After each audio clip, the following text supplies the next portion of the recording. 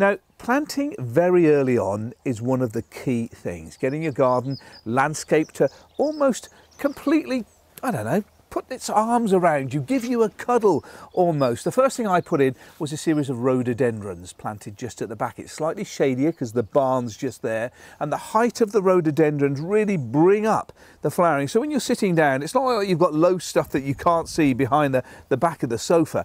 They offer themselves up into your sight. And during April and May time, when you're sitting outside enjoying a bit of early sun, maybe that first cheeky barbecue, having the rhodos and azaleas in flower are just perfect.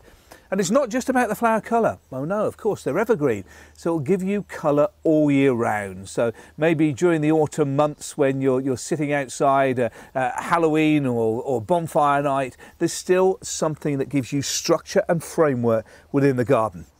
So it's all about having a little bit of height, something that comes up above the back of the furniture to give you that feeling of enclosure, and a combination of seasons. The evergreens to give you a good backbone of colour throughout the winter months. Of course, the beautiful maples and the like, which will give you spectacular autumn colour.